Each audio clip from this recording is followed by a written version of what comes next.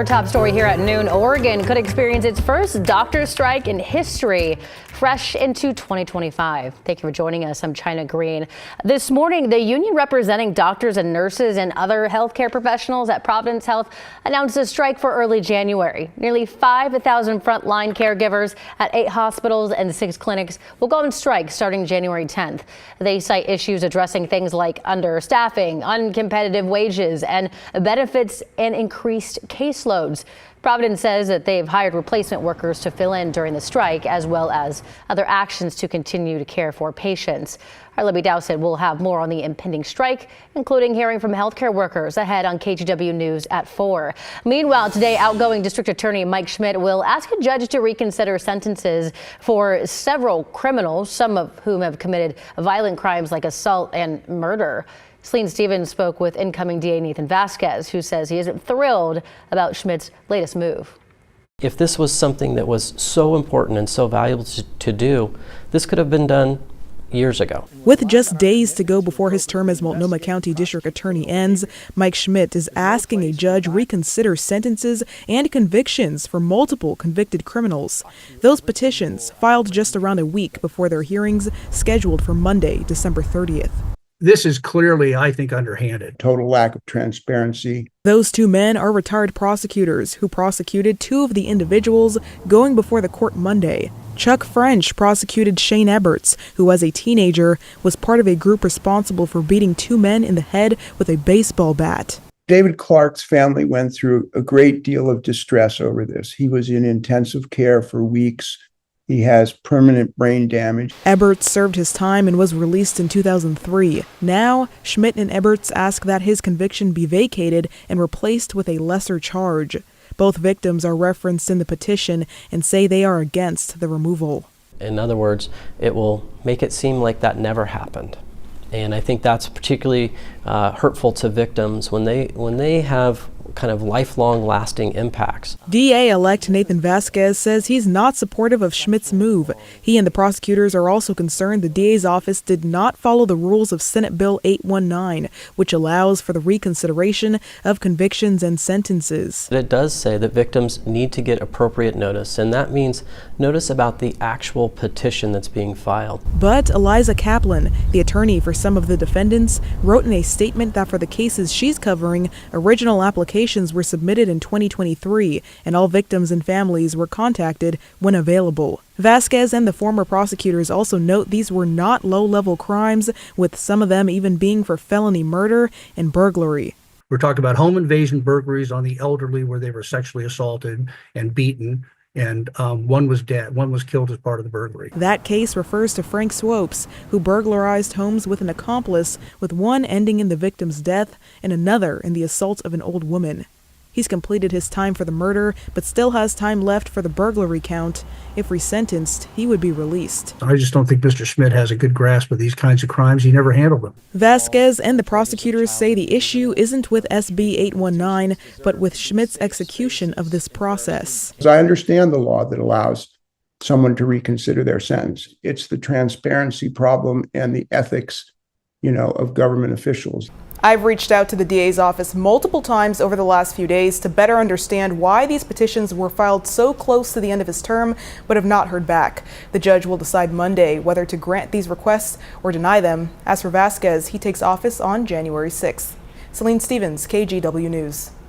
And stay with KGW for continuing coverage on this. Our Evan Watson will be covering DA Schmidt's request more in depth starting tonight on KGW News at 4. And an update to the search and rescue mission for 2 Portland men found dead in eastern Skamania County in Washington. The Skamania County Sheriff's Office is reporting that on the last night of the 3-day mission, thieves broke into the sheriff's office storage yard and stole vital rescue equipment.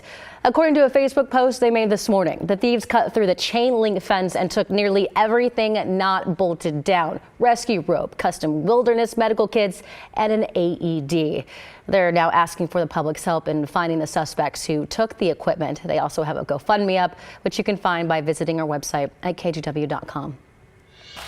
One person is dead after a crash in Tigard early this morning. It shut down Highway 99 in both directions. This happened at around 5:30 on Highway 99 near the intersection with Southwest Canterbury. Tigard police say two cars crashed into one another, but they haven't released how. After roughly an hour, Highway 99 was open again. We'll update you on this crash as we learn more. And take a look at this video from the electric lettuce dispensary of Southeast Gleason. According to police, two suspects crashed a stolen vehicle into the dispensary, stole some of the store's products, and then left the car they used to break in and another stolen car. Police were able to find both stolen cars abandoned and arrested both suspects. One adult and one teen are being charged with burglary and criminal mischief. All right, taking a quick break from the headlines and stepping outside with our Timberline Skycam. It is looking very wintry, still kind of Christmassy out there with all those trees covered in snow. They got a lot of snow this past weekend. They are laden with very heavy and in some cases kind of wet snow. The snow levels kind of went up and down a little bit over the last couple of days, but China, check this out. The bases are up over 100 inches now at the big ski resorts. Bachelor up at 111 now. Timberline with that camera you just saw, 107. 1 inch new, but the previous 24 hours was they were measuring it in the yardstick over the last couple of days. So great stuff up there. Getting up there, this is Highway 26 government camp right now. At last check, 30 degree or almost 31, and you can see we've got slushy pavement up there. So just be aware of that. Santiam Pass, wow, that's lined up getting over to Central Oregon, and Willamette Pass a little higher here, also right around 31 degrees, and you can see again snow-covered Cascade passes. I think we're going to see that snow wind down over the next 6 hours or so. There still is a lowland shower threat for the remainder of this afternoon. In fact, just in the last couple of hours, you've seen showers continue to try to roll out of the Coast Range and into the I-5 corridor. And right now, the live scan does show some rolling through central Marion County, some over the east side now out towards Gresham and working their way out towards Sandy and Cascade Locks, Columbia River Gorge, also seeing some hit or miss showers. Right now it's 48 degrees and the freezing level has dipped underneath below 3,000. So snow levels today around 2,500 to 3,000 feet, although probably right around 3,000 for sticking snow. 43 at lunchtime in Beaverton's, 47 in Salem, hopping over the Cascades, 30s and 40s prevalent out there. The plan for the remainder of the day, lots of clouds, 1 or 2 sun breaks, and still a spotty shower threat going into the afternoon. And then the shower threat turns off. I think we've got about an 18 to 20 hour dry window. I know it's really sad when we time the dry time in our forecast with hours, but we are also looking at the potential of fog tonight. So we'll walk you through that in your New Year's Eve forecast coming up in just a few minutes. China. Thank you, Chris. Tomorrow is New Year's Eve, and this year Piedmont is partnering with Uber, Lyft, and even local taxis to make sure folks can afford a safe ride home. It's part of an initiative called the Safe Ride Home program, an effort to convince people to play it safe on the roads during the holidays. Don't get behind the wheel under the influence of alcohol or other drugs. Know that it's dark out there and use caution, slow down, look out for people biking and walking. For those of you who plan to party without a designated driver, you can snag a $10 discount for ride shares like Uber and Lyft by downloading the coupon from their websites tomorrow. For up to $20 off taxi rides, look home for the Safe Ride Home flyers at local night spots around town and ask for a coupon. And free rides on TriMet, Max, and Portland streetcars begin at 8 p.m. tomorrow. In a health alert this afternoon, the CDC says it's seen a jump in cases of norovirus this month. As of December 5th, the CDC has reported 91 outbreaks. That is up from 69 during the last week of November. Symptoms develop 12 to 24 hours after exposure and include sudden vomiting and diarrhea. Outbreaks are often seen in places where people are close together, like schools, nursing homes, and family gatherings. With all the holiday celebrations and people getting together with friends and family, things spread pretty quickly.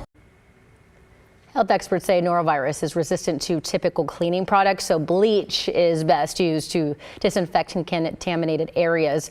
To prevent the spread, they recommend the obvious, washing your hands often for at least 20 seconds, especially before meals. In the meantime, flu season is also starting to pick up steam. According to the CDC, positive tests for the flu rose 12% in the week before Christmas compared to the week prior. So typically, flu activity starts to pick up around Halloween and peaks in February, but the virus got off to a later start this year with activity only picking up in recent weeks.